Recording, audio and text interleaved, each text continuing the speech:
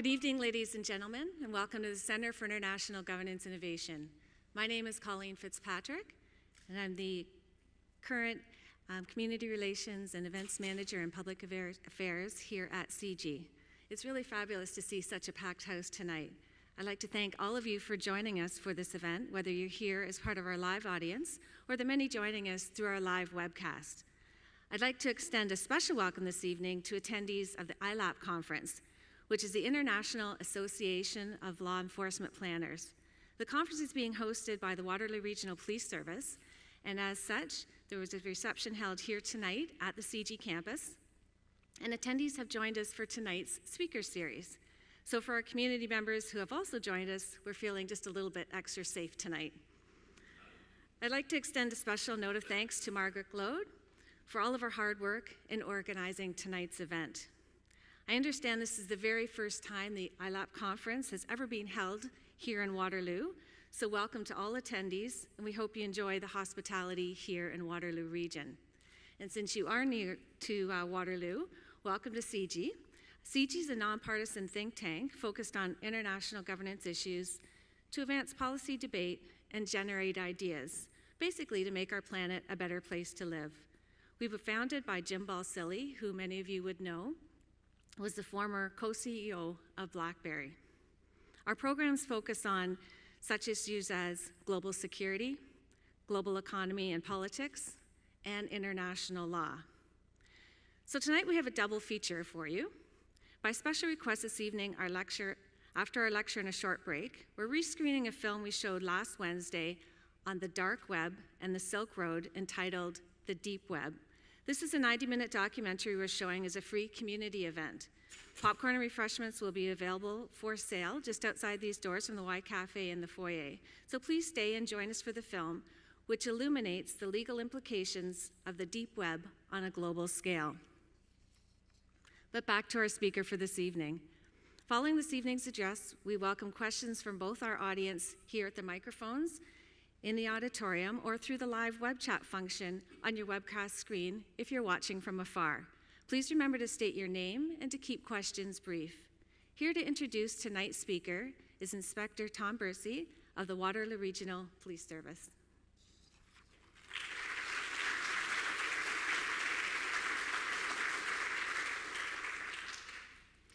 Thank you very much, Colleen, and welcome to all of you in the audience tonight.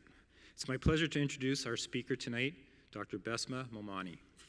Dr. Momani is a senior fellow at the Center for International Governance and Innovation and the Institute for Canadian Citizenship and professor of political science at the University of Waterloo and the Balsillie School of International Affairs. She's a 2015 fellow of the Pierre Elliott Trudeau Foundation and a Fulbright scholar. Dr. Momani is also a non-resident senior fellow at the Brookings Doha Center and has been non-resident senior fellow at the Brookings Institution in Washington, D.C., and a visiting scholar at Georgetown University's Mortara Center. She has authored and co-edited over 8 books and over 65 scholarly, peer-reviewed journal articles and book chapters that have examined the IMF, the World Bank, petrodollars, the Middle East, and Arab youth. She is a current recipient of a research grant funded by Canada's Social Sciences and Humanities Research Council to study IMF and World Bank cooperation. Dr. Momani is also a past recipient of 2 previous SSHRC grants on the reform of the IMF Executive Board and on Middle East urbanization. She's a regular contributor to national and international media on the Arab region, international politics, and on the global governance issues, and has written editorials for the New York Times, The Economist, the Globe and Mail, Toronto Star, Newsweek, the Ottawa Citizen, and many other reputable international newspapers. It's my pleasure to present to you Dr. Besma Momani.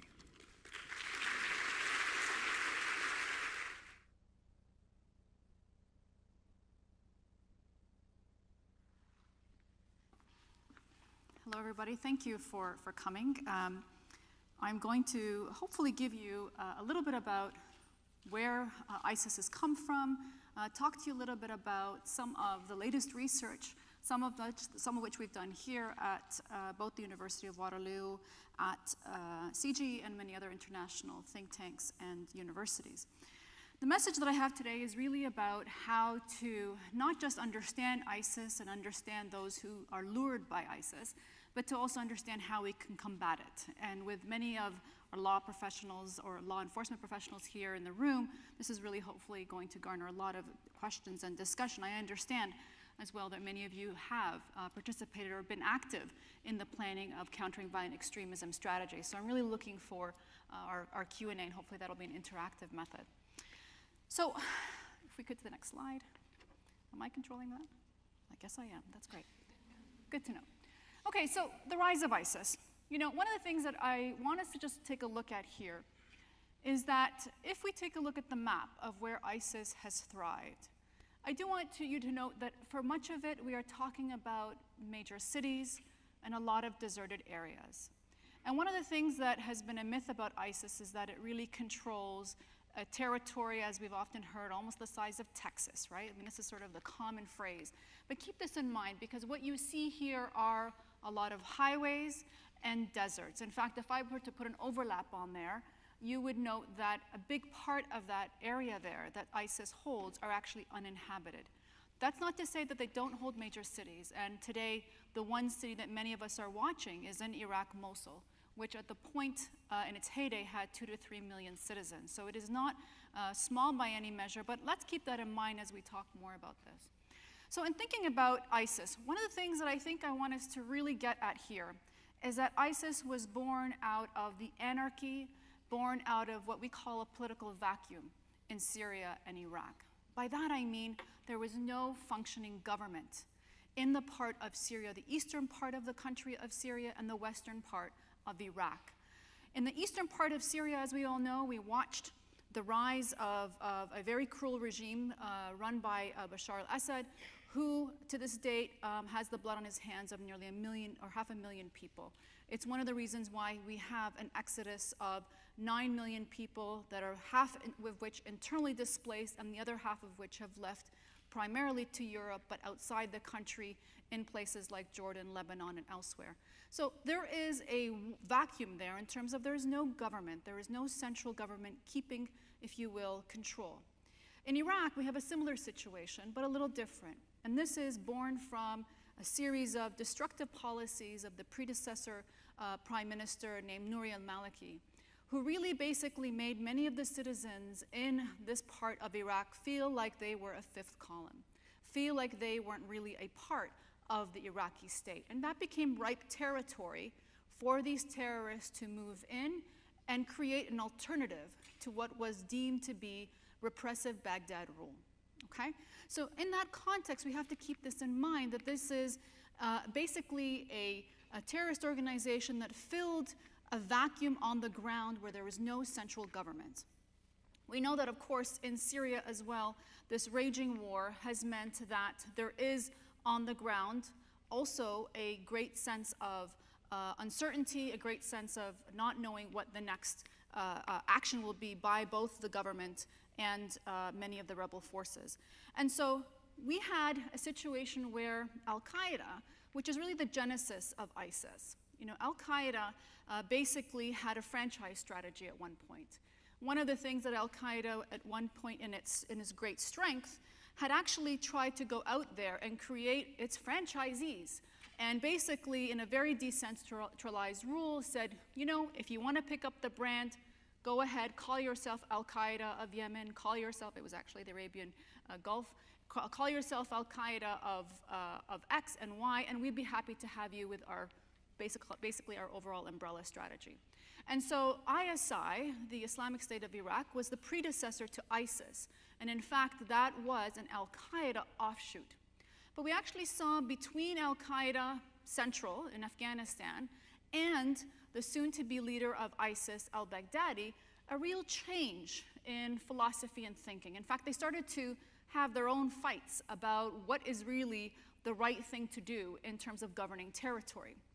And where Al-Qaeda, for all its brutality in terms of how to seize territory, or for all its brutality in hitting Western targets, the one thing that much of the Al-Qaeda philosophy had always been very careful about was to do no harm to those locals that you have in your vicinity. In other words, have this awful strategy abroad, target innocent civilians abroad, but in your, in that awful proverb of, don't in your own backyard, you don't do that in your own backyard. You have to keep the citizens that you are, in bed with, make sure that they remain happy.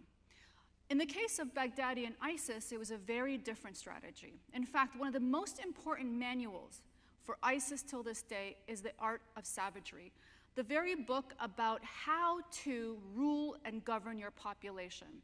And if you read it, it's almost as cruel as one can get. There isn't a single reference in religion in that manual. It's all about put fear and terror in your citizens from the first day. In fact, one of my children are reading Animal Farm, and it really resonates with me because this is exactly what ISIS builds. It creates new rules. It creates rules that have no basis in religion, have no basis in logic, but creates an environment of fear and terror. And as long as you have that situation, and the book is very clear, you can govern a territory of 1 million, 2 million people with as little as 4,000 armed men, which is what we have today in Mosul. We have up to 4,000 to 5,000 fighters in Mosul, but they issue text messages to the people. They send pictures of the latest beheaded person who chewed gum on the wrong side of the street, or the chew gum and spit it out on the street, and that creates this climate of fear. That's how it maintains control, okay? Now that we know how it maintains control, let me tell you a little bit about ISIS itself.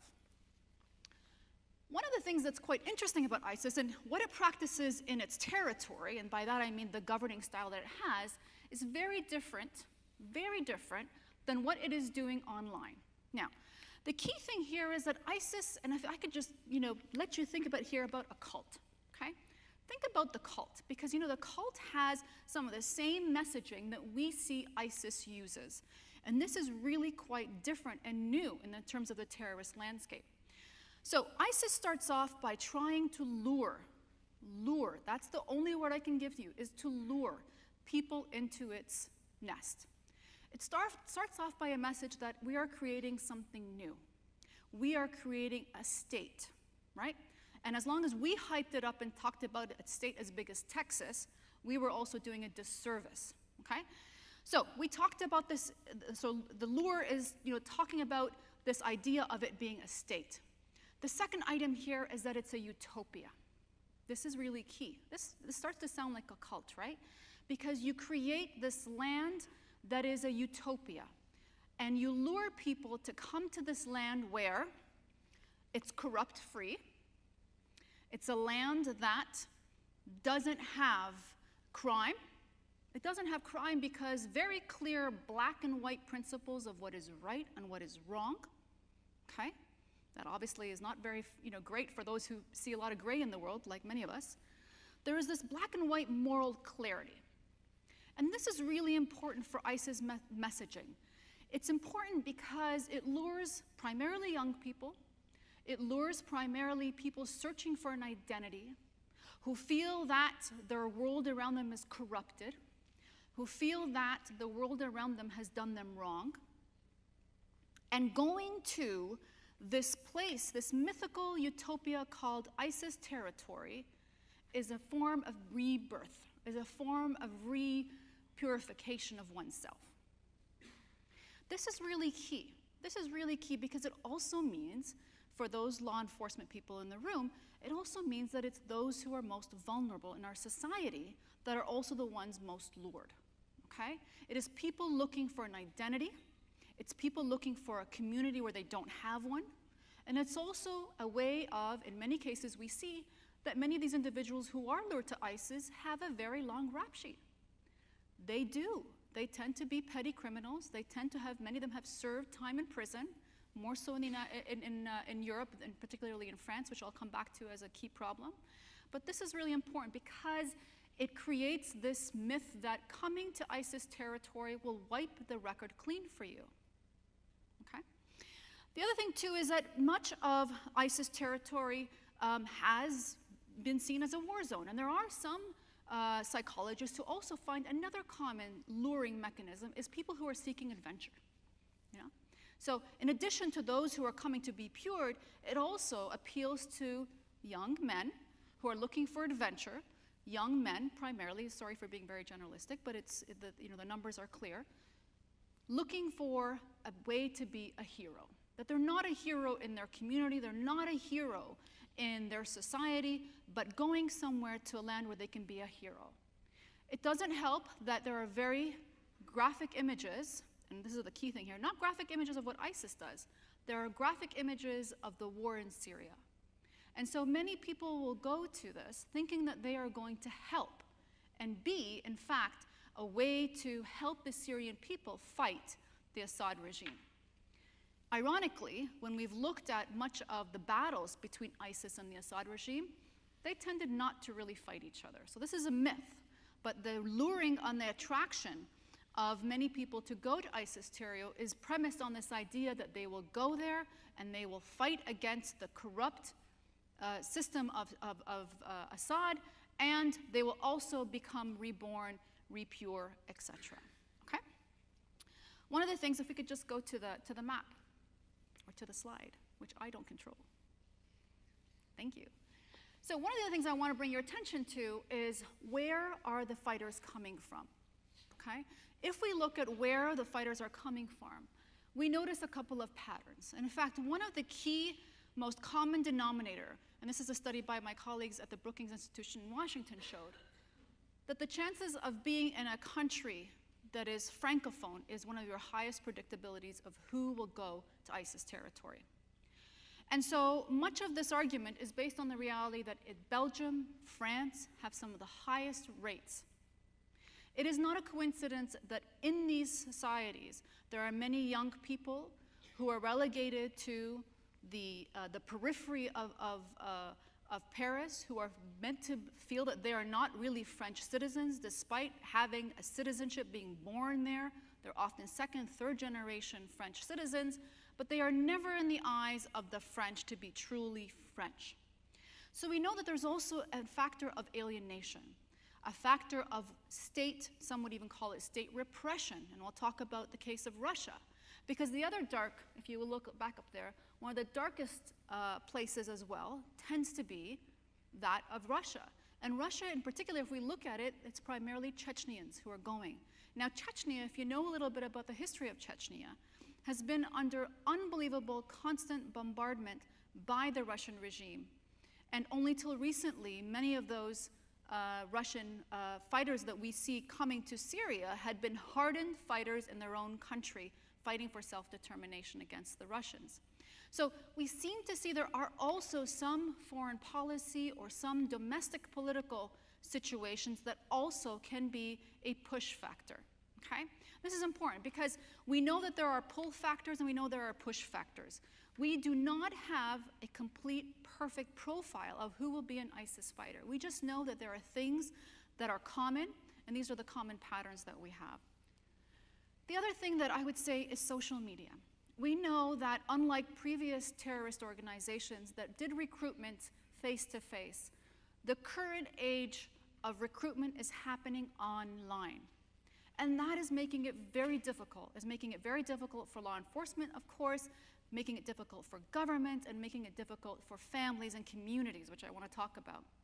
Social media is quite interesting here because, you know, much of us have seen some of the most gruesome YouTube-type videos. And we all know that you can find some horrendous videos. But one of the things that is quite interesting, done by some analysts in the United States who really went through the trouble of going through every single video. And in fact, there's far more. There are 80% of the videos related to ISIS are deemed to be positive. What do I mean by that? Positive messaging. Well, we see the 20% because that's what horrifies us. The vast majority for searching that material find 80% of which are positive. What do they show? They show fruit markets, they show people, usually first-person testimony about how wonderful it is in ISIS territory, how the streets are clean, unlike in the capital of Baghdad or in Damascus, how that they have great jobs, that they're very happy.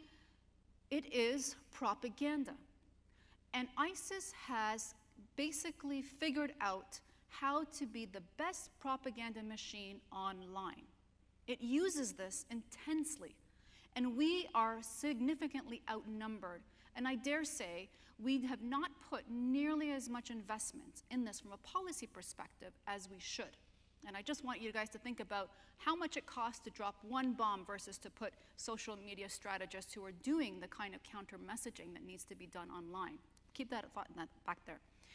We know also that when we look at, for example, some of the media companies, now you all know I had a picture of Snowden.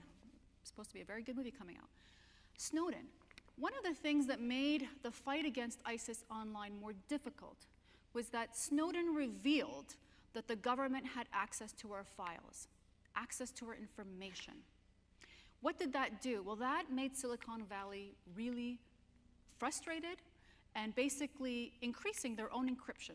So it made it more difficult now for law enforcement to be able to get access to those files. And we've seen this, I think, many times. Of course, the San Bernardino case of Apple, the FBI asking Apple to basically release that information was denied, and then obviously FBI eventually said that they did it. They could do it on their own. But that was just one case of thinking about all of the many, many cases that are out there that makes the point here that it was a fight now between the freedom of information that we all, I think, want and can agree that we want to keep, right? And I'm really happy that you're going to see a film about the dark web later, because this is a tension. This is a theoretical tension that we have not solved in our free society. Do we want the government to snoop on us? Do we want full freedom? Is there a happy medium? What does that look like? These are the kinds of questions we need to ask as a society, and I don't think we've come to a consensus because we still don't really understand how much really monitoring there is of us, and how much are we giving powers to law enforcement agencies, intelligence agencies to watch us. This is a big debate, right? The other thing that I would want to point out here is that even in the case of Twitter, for example, at one point deleted 120,000 Twitter accounts of ISIS and ISIS sympathizers. This was after a lot of fight between the State Department and much of the American administration with Twitter. The next day, 20,000 reappeared. It's a whack-a-mole strategy. It's not easy. And in fact, now we're seeing terrorists now migrating to a different platform. Where Twitter was their favorite platform, they're now moving to Telegram, which is far more encrypted than Twitter, a German company. So it's really, again, it's a real race, and we're not really up to speed on the technical capabilities, but they are. And again, watch the film about the dark web, because you'll get a sense of where they go to have these conversations. The other thing, too, that I want you guys to keep in mind, and this is back to the point of the luring.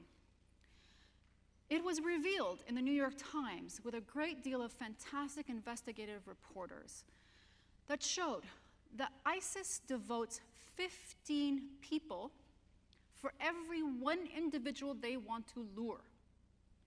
These are social media strategists who befriend, and I use that word very carefully because it is a friendship that they build with these young people. They choose people that tend to be, again, dislocated for their community. One great one that I really encourage you to look at was how, middle America, Bible Belt America, this young woman was lured by ISIS recruits who had no fun in her life, very bored existence, and basically ISIS befriended her, sent her packages for her birthday, constantly asking her, what's your day like? How are things going? Tell me more about, your day today. And this becomes a really important part of, as well, luring young people to come to ISIS territory. That's really important. They lure through kindness. Key word, they lure through kindness. They lure through positive messaging of that propaganda. Now, one of the good things is that we know that when young people go to ISIS territory, they realize that's just a full of you-know-what. That's not how ISIS actually governs and rules. They realize quite quickly when they get there that it's horrible, that there are rules for some people that don't follow for others, that there is a lot of hypocrisy. There are those who are the preferred ISIS operatives and those who are basically the front of the line suicide bombers, And it tends to be organized along ethnic lines. Save the white people for the camera. All of the brown ones go behind strapped on with the belt.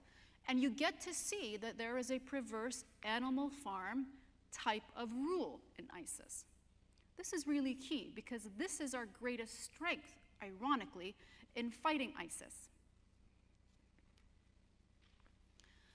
Now, I turn to what is a greater challenge now for us today. So we are in 2016, after 2 years of a great deal of effort by the international community, with a 7-point plan to fight ISIS that includes everything from stopping the export of oil, from making sure that their financial coffers are repleted, to bombing ISIS communication towers, to fighting as much as we can from the skies. Keep that in mind because we're not willing to put foreign troops on the ground, right? So this is all about how much can you do from the skies. We have now a situation where ISIS territory has shrunk. It hasn't shrunk everywhere, and a key thing here is looking at Mosul. That city up there is really key because it is one of the largest cities. It's 2 million people. But cities like Deir, Raqqa, which continues to be their professed capital, all of that are still very much under ISIS rule. But now ISIS has a new message too, where it spent much of the first 2 years trying to lure people to come in. It now has a new message. Why does it have a new message? Well, it has a new message because there's less and less of a territory for people to come to. Also, as you can see if you find more and more of the videos, there's less and less really nice fruit markets and new videos of people saying, oh, come here, it's great, because many of those who do make their way don't find it very great, and there's less of those videos. And so they're not able to lure people to come to ISIS territory anymore. Now that ISIS is in decline, ISIS has a new strategy, a new message. It's don't come here, stay where you are. And if you want to show your allegiance to ISIS, carry out a terrorist attack over there, where you are. And that has led to the situation where we have far more bombings outside now of ISIS territory than we did before. And this is becoming the new normal that we have to deal with. How do you fight against the new normal of ISIS-inspired operatives or ISIS-inspired terrorists who want to commit atrocities abroad? Key thing here is that they are ISIS-inspired. The new normal, the new problem for law enforcement professionals is how do we stop the ISIS-inspired? They're not going to be ISIS operatives. The chance of them actually going to ISIS territory and coming back have now diminished, although we have that problem, okay? Earlier I talked about those who went, but we also have had, in our own case here in Canada, we've had 180 ISIS supporters, ISIS inspired, and we've had 60 foreign fighters that actually have tried to come back. So we do have this foreign fighter returnee problem as well. This is the challenge for much of the Western law enforcement. And as you can see, the attacks now that are happening by lone wolves.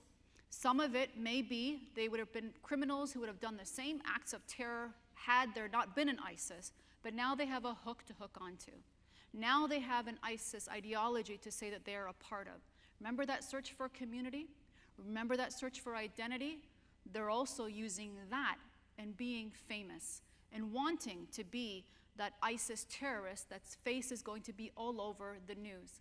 You know, I'm a person that grew up with the horrors of school bombings, school shootings, and thinking about Columbine. One of the things that we learned from that atrocity was to not give those murderers the platform where they become heroes and viewed to be some sort of heroic individual. And this is what many of these ISIS-inspired lone wolves now seek in these atrocities. The other challenge here is that, of course, we're now dealing with soft targets, right? We're now dealing with soft targets. And the reality is soft targets cannot be patrolled.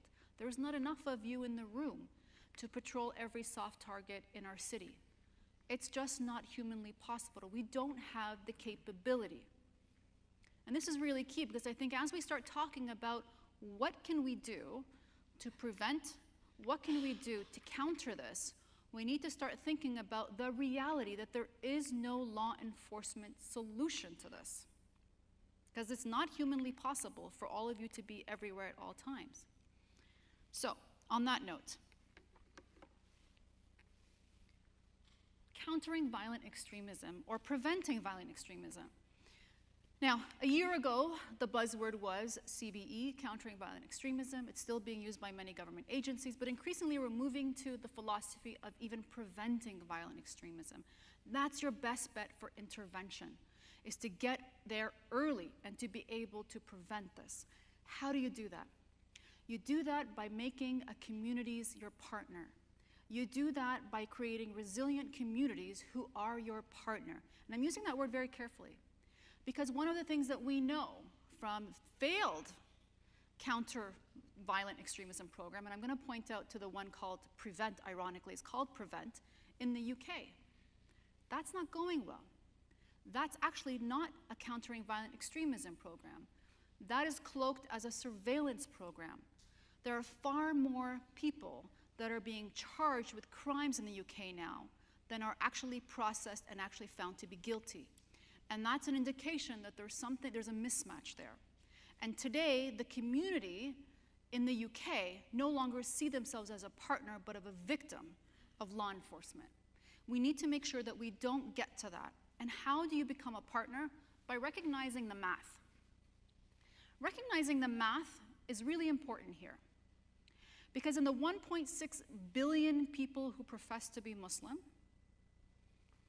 you have ISIS is technically accounts for, and I'm not even counting those who were not born Muslim, we'll talk about that in a second, 0.0006.25% of the population. Do you know what that amounts to? That amounts to one city block in a metropolitan area. So think about this in terms of that does not represent 1.6 billion people. When one truly, truly believes that, then you become a partner of communities that start to also, increasingly, we know, are frustrated with having their name of their religion sullied and brought through the mud, so to speak. They know that they want to be law-abiding citizens, and they know that they are very good and better than all of you at predicting those outliers, okay? So partnering with communities is really key here. And that's the key principle of CVE or PVE, is to work with communities to help. Work with communities, again, as a partner. If there's a hierarchy in that relationship, it doesn't work. And so this is something that I think is worthy of great debate. You guys have 2-3 days to talk about all of the things that you guys do. Thinking about that balance is really key, right? As a parent, I always say, my daughter, I'm the boss of my kids, but I don't want her to know that. That method which works great in parenting, I've read all the books, really stinks when you get to the community level. They know when you're not really working with them and you feel like you're the boss. Working and partnering with communities is your best bet for CVE and PVE. Okay. The other thing, too, is if you don't believe me on that philosophical level, if I can get the lovely slide back up there, the other thing that you need to know is that it takes 12 to 20 of you, not just for soft targets, 12 to 20 professionals in order to surveil a person 24 hours a day, right? You don't have the capacity, not any of the great agencies, whether we're talking about CSIS or all of you, to have the capacity to monitor one individual at a time. We don't have the capacity. In fact, doing the math, if we have 200 people that are known on our list to be sympathizers, we need help. You need help, not me. You need help, right? You need help, and the community can be your source of help. How do we create not only a countering violent extremism, but how do we go one step earlier? How do we go to the preventing violent extremism? That's where we start to get into sophisticated conversations. This is where we need to talk about things like counter-heroes. Because remember, one of the things I said about luring ISIS is that they want to be a hero. But they don't have heroes in their country, in their society, in their communities to basically emulate. Supporting counter-heroes is really key, okay? In fact, many people would say that in France, where many of the young Muslim community don't see one of their own achieving the types of success that they should, is a huge barrier to seeing the prevention of violence. Now, we can rest on some laurels here. In fact, one of the things that I think has made us, both Canada and even the United States, a little more successful in not having the foreign fighter problem is that we have historically done better at making sure that immigrants who come to this country and their next generation and the next generation have not just the rights and responsibilities of every citizen, but feel Canadian. This is something we can really be proud of.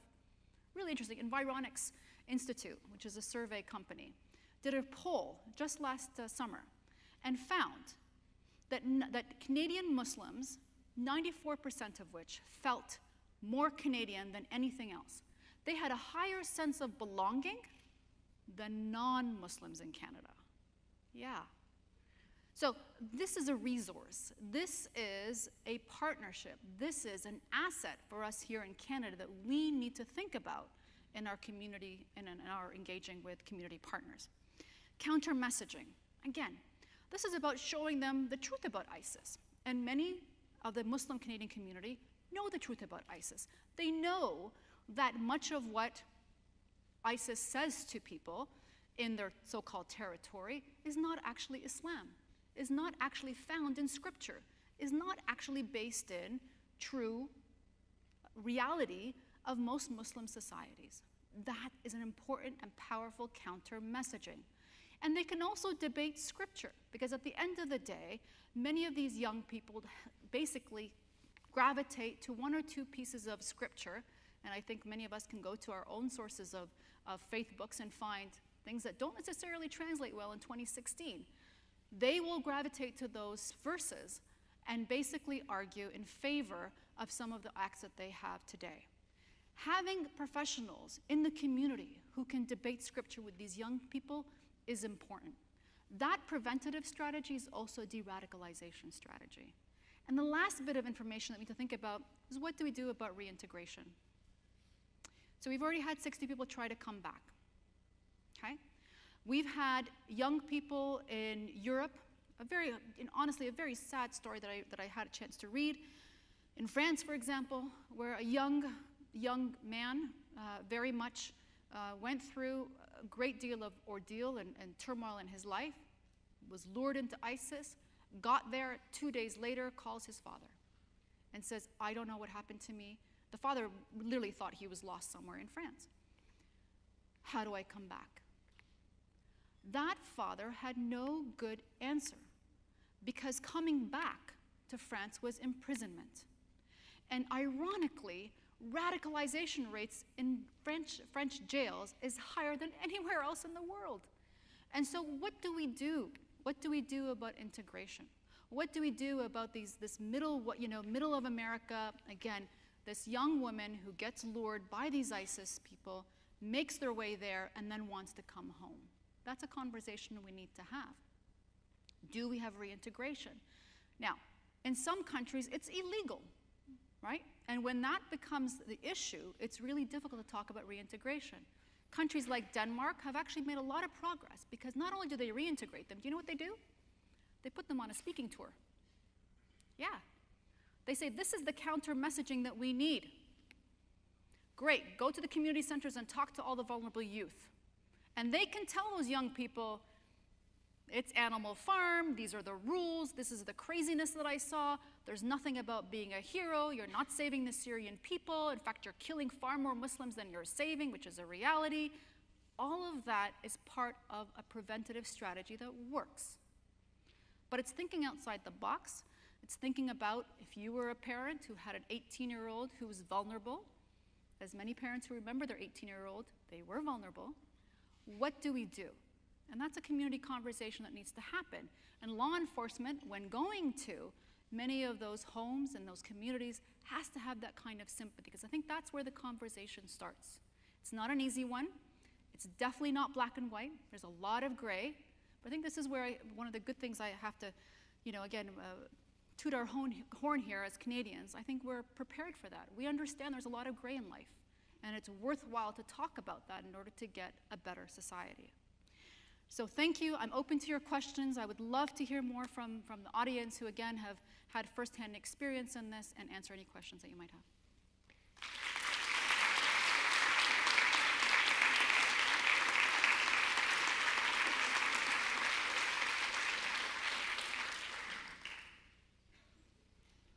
So I believe we tend to have mics at the bottom here, and if there is an online question, I get it over here.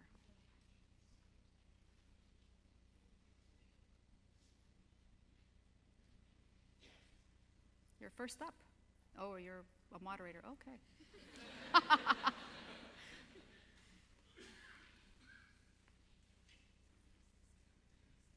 Is this the shyness 5 minutes, or really no questions?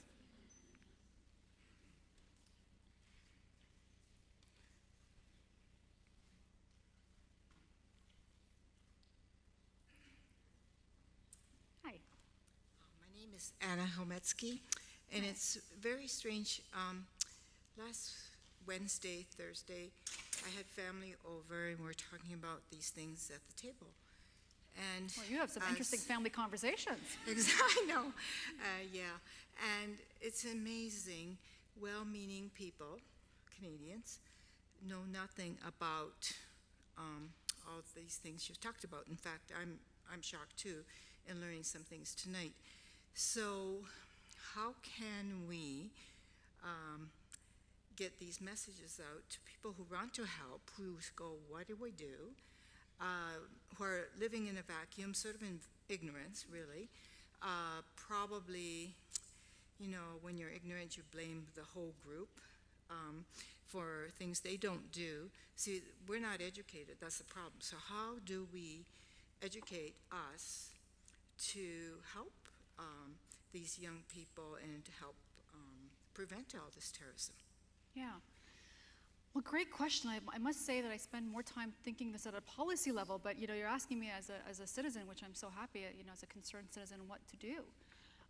You know, I think this, and I want to say this because there's no sugarcoating ISIS brutality, and those who are guilty of crimes need to pay for those crimes. This is a no measure, and I really hope that's clear, that there's no measure here. Terrorism is not ever a justifiable method for anything. But the key thing here is that we also need to understand that there are push and pull factors, that there is no racial profile, that there is no religious profile. And important for us to really keep an open mind, I think, for understanding that there are many members of, and I can be very frank here, the Muslim Canadian community that feel like as though the gaze is upon them. That collective gaze, you know, that collective gaze where they have to adjust for the crimes of people who are in this faraway land and what to do about it. So I think one way is many of the local, you know, mosques are open. They have open houses. Go there, learn about a faith, be empowered by understanding how very much this doesn't fit in that ISIS fold or that ISIS explanation of what Islam is.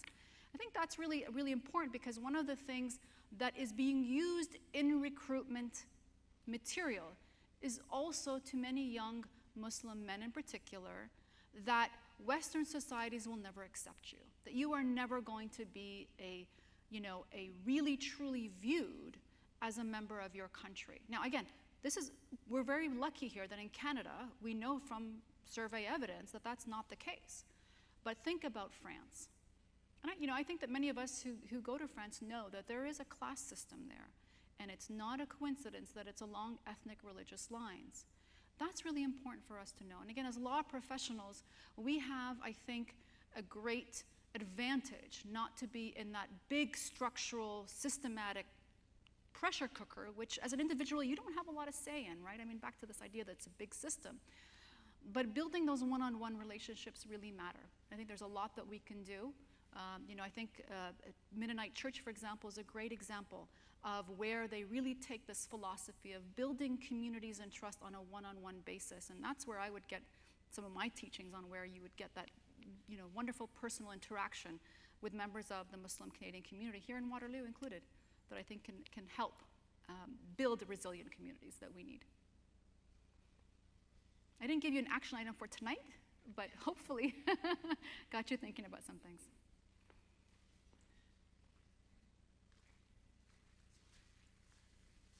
Hello, my name is Victor Hebert. My question is about the Muslim community around us. One doesn't hear very much answers from the Muslim church and the Muslim community about their involvement or their not involvement or not being part of it. Should the Muslim church say more and be out there more in the news media and so on, talking against this and separating themselves from it? Or why are they so quiet? So a couple of things on that. They're not very quiet. In fact, there are many, many national declarations, international declarations, list of Canadian imams, for example, who've written letters, who have written enormous amount of material, signed letters, some of which are published on Canadian news sites. So there's a lot of opposition. I think one of the other things that I think we need to think about is also, you know, did the Christian community apologize for David Koresh? Right? I mean, where does the responsibility of a community come in to apologize on behalf of one individual?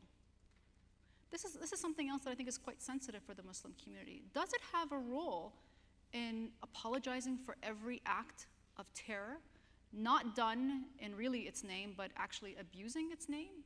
You know, so it's a really sensitive issue, but I don't think that we can say that in fact mosques have been passive about this. In fact, they have welcomed political leaders. We see that in fact in a number of cases, and many might know about, for example, what we saw in Toronto recently and in London, a lot of them were stopped because individuals went to these mosques, and the people who run these mosques recognize that these people have views that are really outside the norm, that they have views that don't resonate with the rest of the community, and something's not right. And so there's a lot of activity, and I think many of the law enforcement professionals would attest to this. There's a lot of activity of ISIS sympathizers that are thwarted that we don't hear about, far more. And that's happening not usually because of our great CSIS technology. It's happening because we have Muslim mosques that are basically making sure that these individuals not just get reported, but there's an interventionist strategy to stop the further radicalization of these young people. That's an effective strategy. But I think we need to also keep this in mind, that is there a collective responsibility? Is there a collective responsibility for people every time a person of their faith creates or commits an act of terror? I don't know if we have an easy answer to that. And many Muslims will say to you, it's not their fault. It's not their responsibility. They didn't raise the person. They had nothing to do with the person, just like many people in this room would not have to feel that they have to attest or apologize for the acts committed by a person who shares their religious faith. Hi. Hi. My name's John Wolf, and I think that whole naming of the ISIS was wrong when it first started. Now, the newspapers and all the publishing people decided to call them ISIS, but they're neither Islamic nor are they a state. So we've been thinking about them the wrong way. They're not nothing. I'm not Muslim, and it has nothing to do with Muslims. These people, they're cowards, just got money and some guns. And I think we got to stop calling them ISIS. That's an acronym, right? Yes, it is. And what is it exactly? State, Islamic State. Iraq and Syria. Yeah, Iraq and Syria are terrorists. They're not Islam. They're not a state, really. Yeah, I completely agree with you. So we got to stop calling them Muslims, because they're not. They're Canadians and Americans and anybody who wants to go join them now.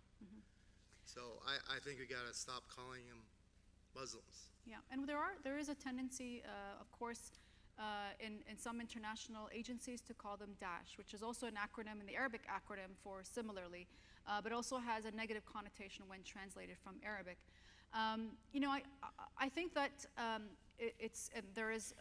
interesting movement to, for example, the Toronto Star no longer uses the word ISIS. We have, for example, BBC will say the so-called Islamic State. There are different policies depending on where you go, right? And which makes things a lot more confusing. You get this alphabet soup of acronyms. The United States government uses ISIL because they refused to say Syria at the end because they wanted very clear from the beginning to divorce this from their Syria policy. And so they used L for Levant. So there are very different rationales and different agencies have different wording. I think that while, there are many who would argue that, if we removed that label, it might actually make things better, particularly on the CVE and PVE side. That may be the case, but I don't think it really makes a difference in the fight against ISIS, to be quite honest with you.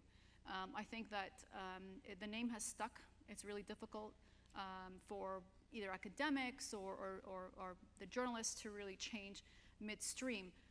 But your point is warranted, one that has really garnered a lot of debate about what should we call it. And I think there are many who agree that because it's not Islamic and not a state, it really shouldn't be called that. So thank you for your comment.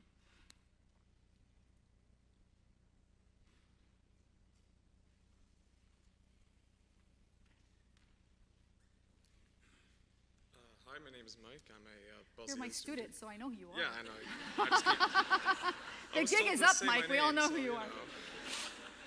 And you're not a plant, right? I didn't give you this question in advance, did I? No, but okay, good. It's all good.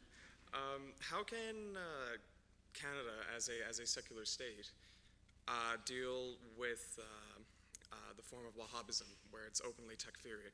And how can Canada kind of, with the conflicting values of secularism, and also talk about Wahhabism?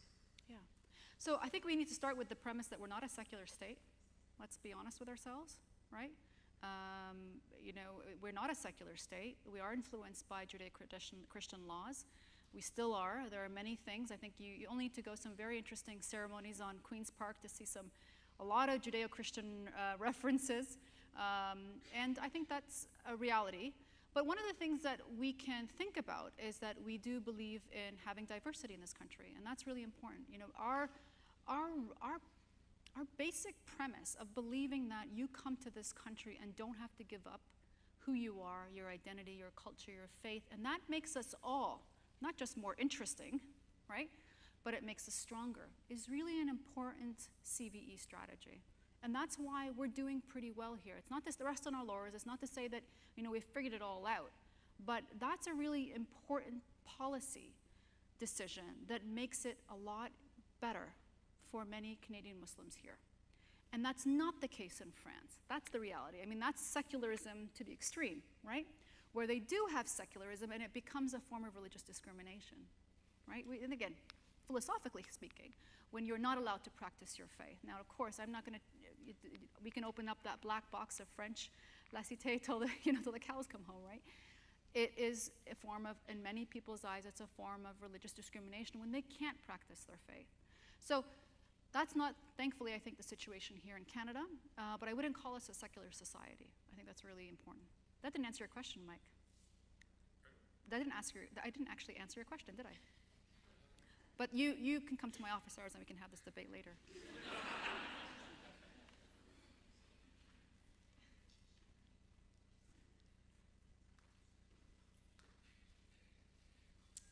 I'm sorry to hog the microphone, Oh, no, not at all. but this has just been on my mind. But you said some profound things in terms of prevention, but you never mentioned the deeper problem of weapons and ammunition. Actually, a lot of people are making a lot of money promoting these wars and this violence and propaganda. Sure. And if you want to stop something, you stop sending them ammunition and making a pile of money. And we haven't even touched on that. It's very political, it's very deep, it's out of my power. But as a government and governments who are interested in protecting their people, even the terrorists, okay, we feel sorry for them too, because there is a lot of ammunition sold, and that's got to stop. Yeah, thank you. I appreciate that comment, absolutely.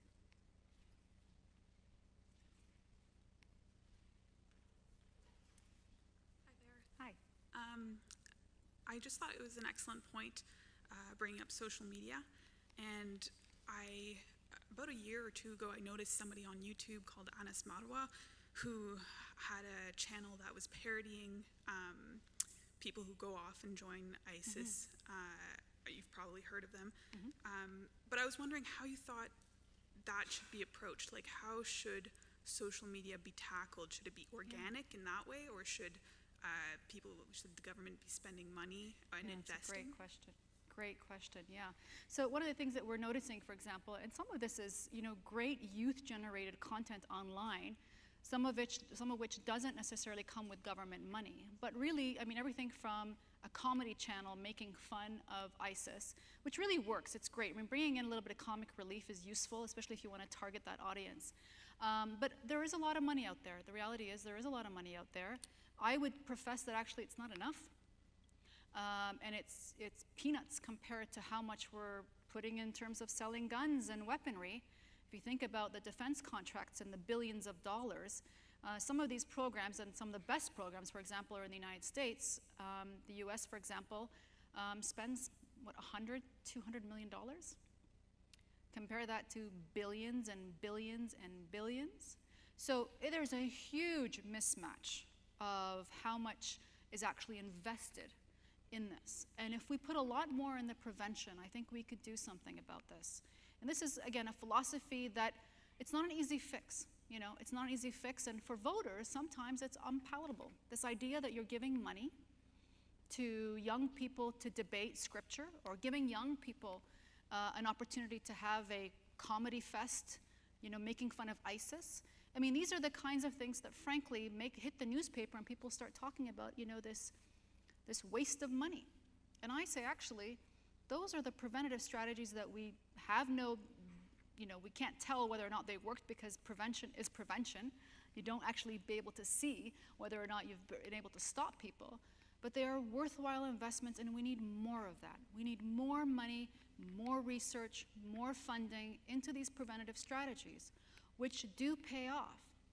And we're just starting. In fact, some of my colleagues and I are actually starting to research what of the CVE strategies works best. And we know that the more organic they are, as the word was said, the more bottom up, the more that it's created by youth for youth, the best form of CVE. Some of us are not necessarily in tune with what the young kids have. We don't want to necessarily be creating YouTube videos from my office or yours.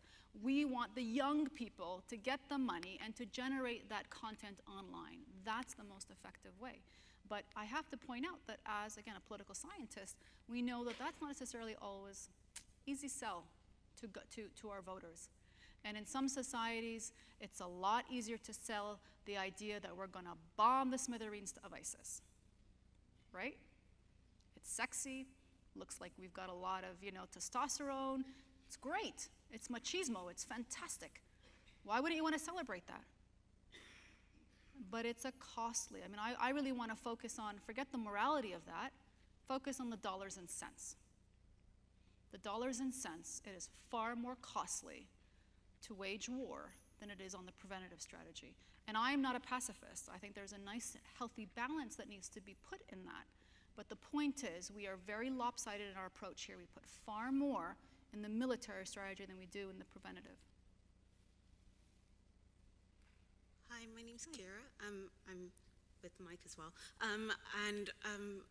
You mentioned the prevent strategy from the UK. Yes. And there were some of us university students who were skeptical about it from the onset and the way it was packaged. Yep. And it was packaged to some people as a bottom-up approach. Yep. How can the lovely members of the audience here who are the enforcement strategists not divert into that patronizing kind of rhetoric that we sometimes find in prevent, or all the time find in prevent? Yeah. Okay, where to begin with the UK? It's not an effective strategy. And it doesn't help that one of the so-called biggest proponents of it, symbolism is important.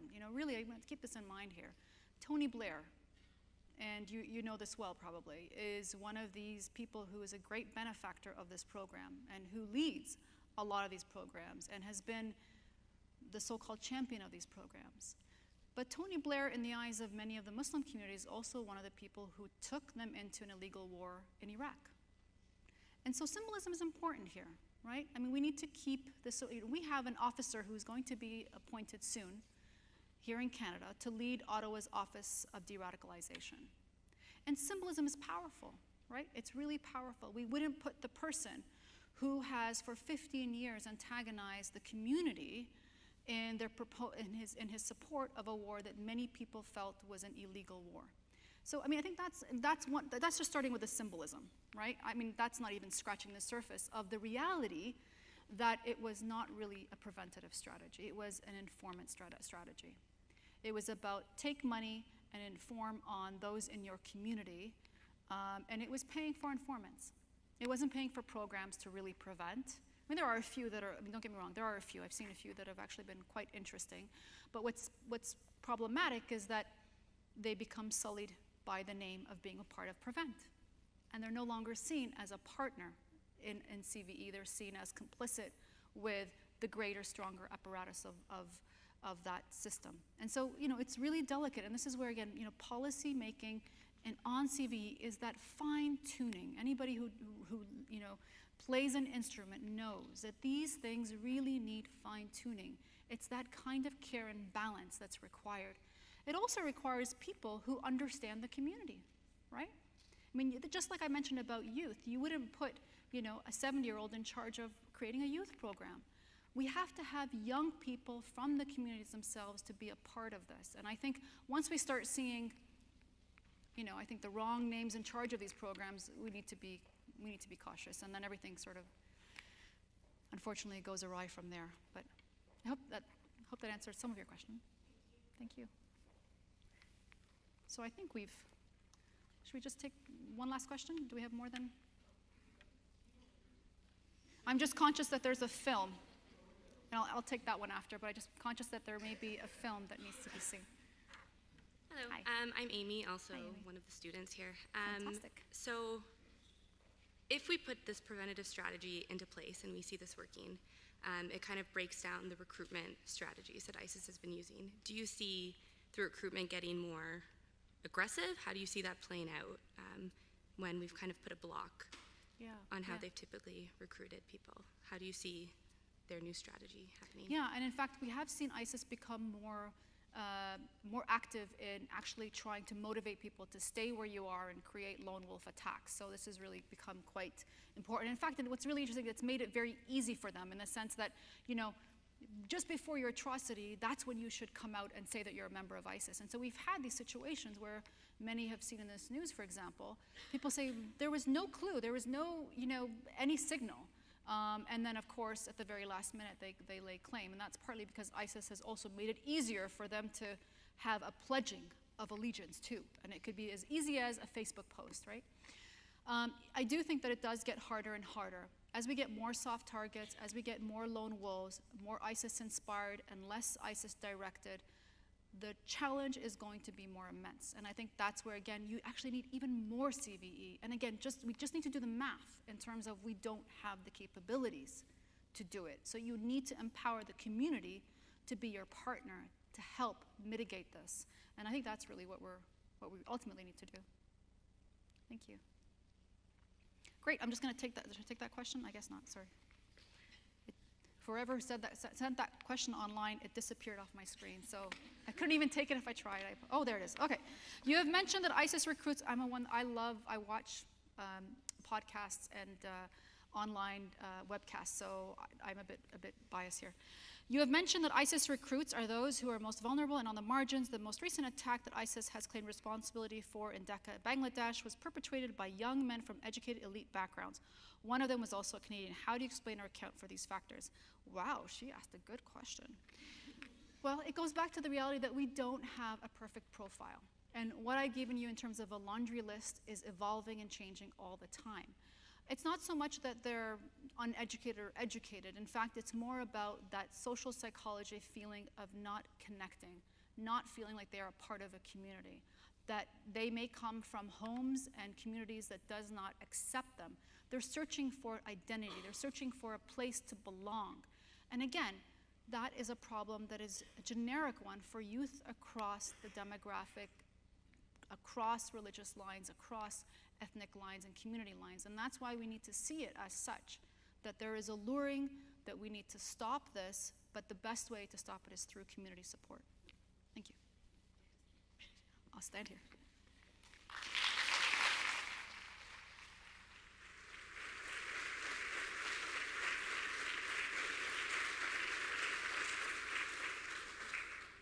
Besma, being a CG Senior Fellow, I've had the very, very good fortune of hearing her speak numerous times on a number of different topics, and she always leaves me wanting to hear much more and continue the dialogue, so thank you. Follow me on Twitter. @B_Momani. So thank you very much, Besma, for your insights tonight about the genesis of ISIS, Iraq and Syria, and helping us to understand this terrorist group and the new ISIS-inspired individuals. From the challenges of fighting this group to the current loss of ISIS territory, you examined for us how foreign fighters are now an intelligence and policing matter for Western governments. I think this audience would agree that promoting community resilience in Western societies is not just more economical and feasible in tackling homegrown terrorism, but also that preventing violent extremism is the best offense against future homegrown threats to Western countries. So thank you very much, and globally, I should say. I'd like to call Tom to the stage.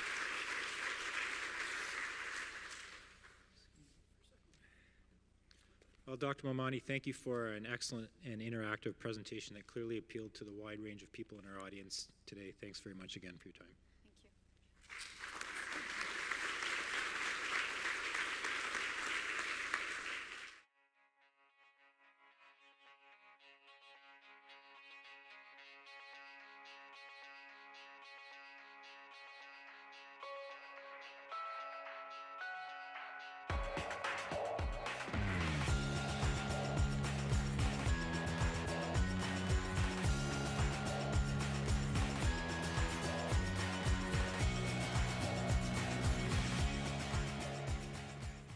Here in Waterloo. So welcome to all attendees, and we hope you enjoy the hospitality here in Waterloo region. And since you are near to Waterloo, welcome to CG. CG is a nonpartisan think tank focused on international governance issues to advance policy debate and generate ideas, basically to make our planet a better place to live. We were founded by Jim Balsillie, who many of you would know, was the former co-CEO of BlackBerry. Our programs focus on such issues as global security, global economy and politics, and international law. So tonight we have a double feature for you. By special request this evening, after our lecture and a short break, we're rescreening a film we showed last Wednesday on the dark web and the Silk Road entitled The Deep Web. This is a 90-minute documentary we're showing as a free community event. Popcorn and refreshments will be available for sale just outside these doors from the Y Cafe in the foyer. So please stay and join us for the film, which illuminates the legal implications of the deep web on a global scale. But back to our speaker for this evening.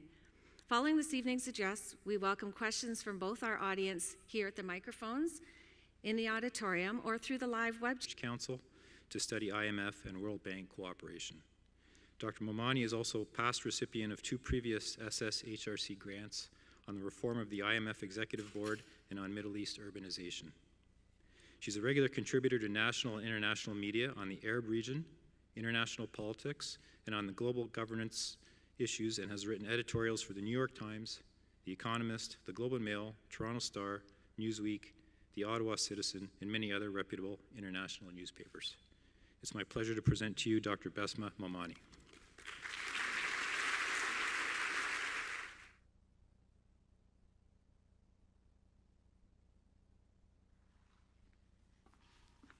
Hello, everybody. Thank you for coming. I'm going to hopefully give you a little bit about where ISIS has come from, talk to you a little bit about some of the latest research, some of which we've done here at both the University of Waterloo, at CG, and many other international think tanks and universities.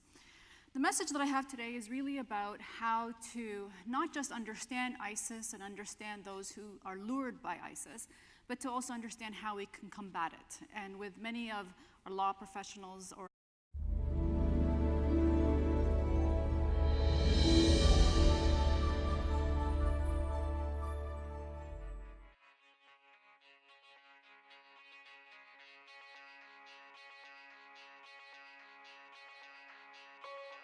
Good evening, ladies and gentlemen, and welcome to the Center for International Governance Innovation. My name is Colleen Fitzpatrick, and I'm the current Community Relations and Events Manager in Public Affairs here at CG. It's really fabulous to see such a packed house tonight. I'd like to thank all of you for joining us for this event, whether you're here as part of our live audience or the many joining us through our live webcast. I'd like to extend a special welcome this evening to attendees of the ILAP conference, which is the International Association of Law Enforcement Planners. The conference is being hosted by the Waterloo Regional Police Service, and as such, there was a reception held here tonight at the CG campus, and attendees have joined us for tonight's speaker series. So for our community members who have also joined us, we're feeling just a little bit extra safe tonight. I'd like to extend a special note of thanks to Margaret Glode for all of her hard work in organizing tonight's event. I understand this is the very first time the ILAP conference has ever been held. Chat function on your webcast screen if you're watching from afar. Please remember to state your name and to keep questions brief. Here to introduce tonight's speaker is Inspector Tom Bursey of the Waterloo Regional Police Service.